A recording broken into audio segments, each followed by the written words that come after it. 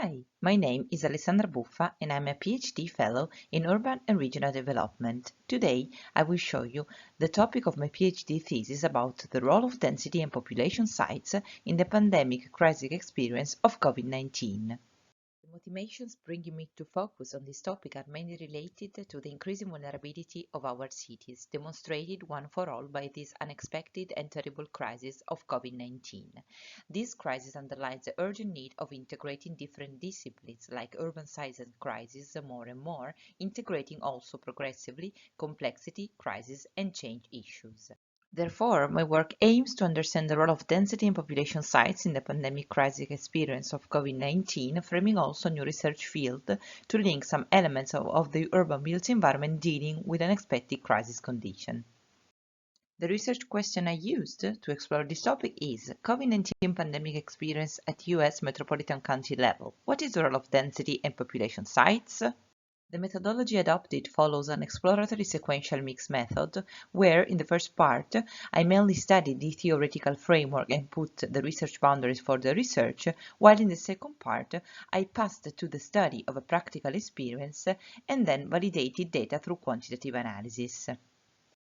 Passing then to the case study, the work addresses 923 US metropolitan counties and divides data into two categories.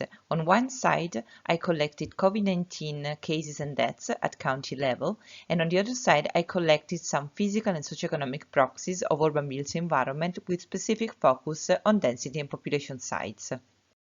The metropolitan county level is interesting because it allows to make comparisons and critical considerations, but it is also interesting in terms of data availability, statistical stability, and growing literature.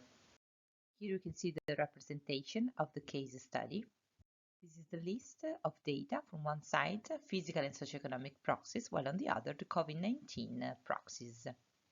Moving then to some first outcomes from the regression analysis, it has to be said that the role of density appears quite limited when speaking about COVID-19 cases and victims from the outbreak, while on the contrary, the population size influences more and more the virus circulation.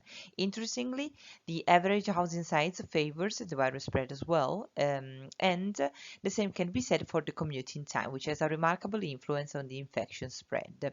Finally, age, rise, mean of incomes, and low education conditions are also crucial to better understand and address the virus issue in a proper manner.